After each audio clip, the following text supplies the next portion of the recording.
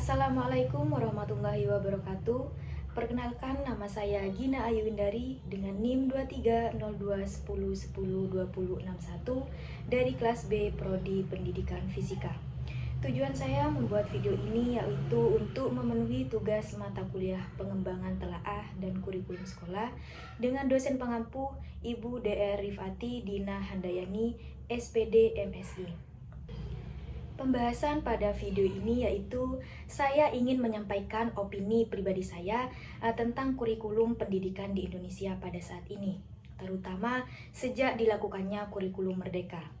Saya di sini sebagai mahasiswa yaitu percaya bahwa pendidikan itu adalah fondasi utama bagi kemajuan bangsa. Dan di dalam pendidikan, kurikulum itu memegang peran sangat penting sebagai pedoman, sebagai arah, dan sebagai kerangka utama yang membentuk proses belajar mengajar, mulai dari jenjang paling dasar hingga menuju jenjang perguruan tinggi. Karena itulah membicarakan kurikulum itu bukan hanya soal membahas isi buku pelajaran, tetapi juga bagaimana kita sebagai bangsa itu mempersiapkan generasi masa depan yang cerah. Apalagi pada saat ini Indonesia itu sedang menjalankan kurikulum merdeka yang mulai diterapkan secara bertahap sejak tahun 2022, yaitu menggantikan kurikulum 2013 atau yang sering kita sebut sebagai kurikulum K13. Nah, untuk pergantian ini itu tentu bukan tanpa alasan. Pemerintah menyadari bahwa dunia telah berubah. Contohnya yaitu seperti teknologi berkembang sangat cepat, dan kebutuhan pada abad ke-21 itu menuntut adanya perubahan paradigma dalam pendidikan, yaitu dari pendidikan yang sekedar berorientasi pada hafalan, yaitu sekarang menjadikan pendidikan yang berorientasi pada seperti kompetensi, karakter, dan kemandirian. Kurikulum merdeka itu hadir dengan semangat membara, yaitu seperti membebaskan guru dari tekanan administratif yang terlalu kaku, serta membebaskan siswa dari beban materi yang terlalu padat, dan memberikan ruang yang lebih luas bagi kreativitas, inovasi, dan eksplorasi. Nah, salah satu ciri utama dari kurikulum merdeka yaitu adanya fleksibilitas dalam proses pembelajaran, yang dimana artinya guru itu diberi kebebasan untuk menyesuaikan materi, metode, dan pendekatan dengan kebutuhan serta seperti potensi siswa di kelasnya masing-masing itu bagaimana. Selain itu juga kurikulum ini itu menekankan pada pembelajaran berdiferensiasi, yang mana artinya yaitu pendekatan yang mengakui bahwa setiap siswa itu unik dan memiliki kecepatan serta gaya belajar yang berbeda. Jadi artinya siswa itu tidak bisa disamakan satu sama lain. Siswa A dengan siswa B itu memiliki kelebihan dan kekurangannya masing-masing dalam pembelajaran di kelas. Nah, tidak semua siswa itu harus disamakan karena pendidikan. Bukan soal kecepatan tapi soal makna. Jadi menjadi nilai tambahan yang sangat penting bagi siswa, yaitu terutama dalam konteks Indonesia yang sangat beragam, baik secara geografis, sosial, maupun budaya.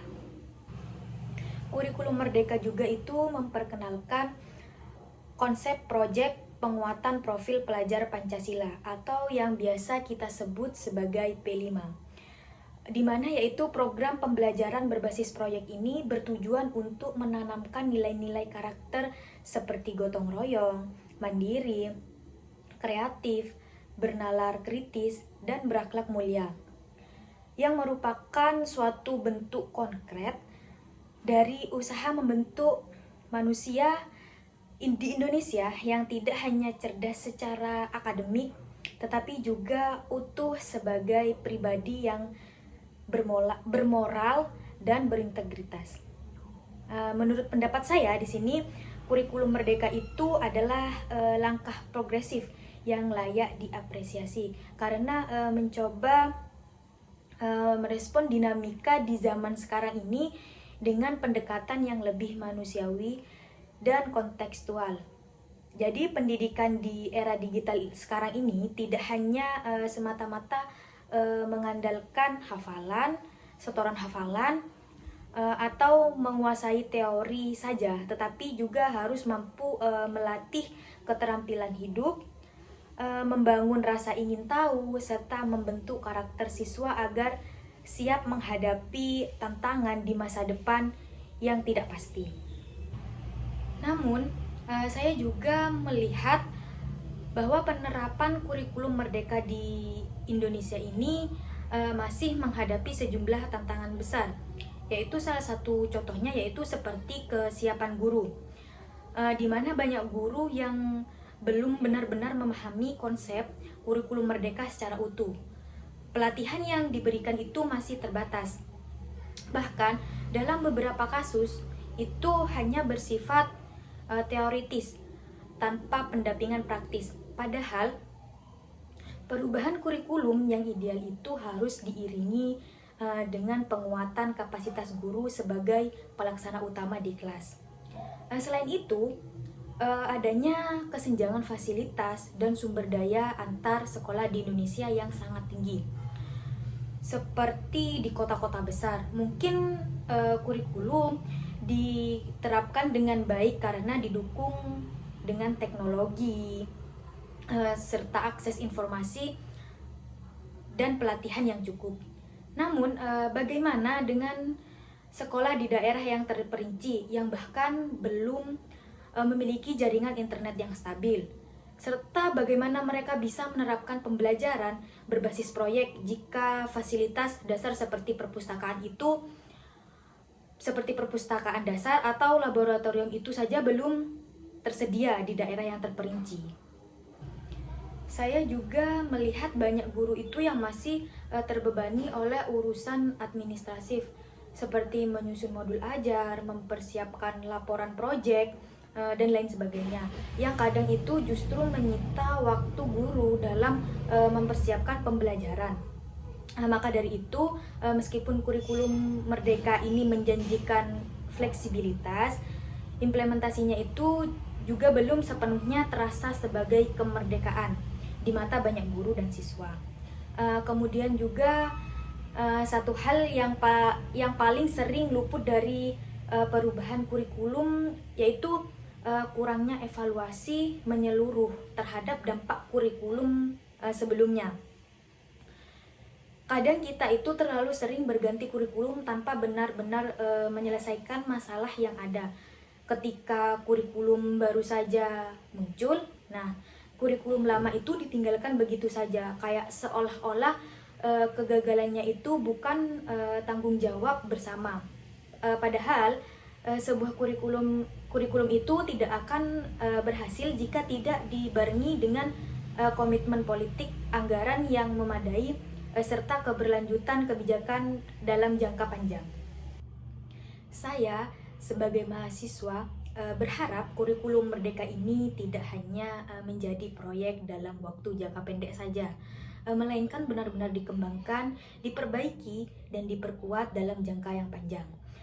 Pendidikan bukan hanya proses yang instan, dan keberhasilan kurikulum baru bisa terlihat setelah beberapa tahun berjalan jika dilakukan dengan konsisten.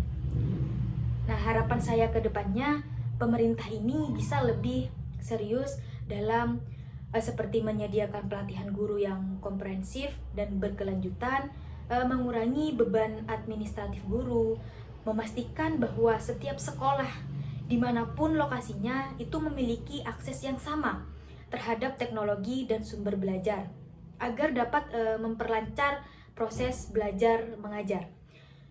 Kemudian yang terakhir yaitu harapan saya pemerintah ini dapat menyusun sistem evaluasi kurikulum yang terbuka, transparan, dan melibatkan suara dari guru serta siswa di lapangan. Dan yang terakhir, saya ingin menegaskan bahwa kurikulum itu adalah alat, bukan tujuan akhir. Tujuan akhir kita itu adalah membentuk manusia Indonesia yang merdeka dalam berpikir, tangguh dalam menghadapi perubahan, dan siap berkontribusi bagi bangsa dan dunia. Karena itu, kurikulum sebaik apapun tidak akan berarti jika tidak disertai dengan niat tulus dan kerjasama. semua pihak untuk mewujudkan pendidikan yang berkualitas dan berkeadilan. Cukup sekian penjelasan video terkait kurikulum pendidikan di Indonesia pada saat ini. Kurang lebihnya mohon maaf. Wassalamualaikum warahmatullahi wabarakatuh.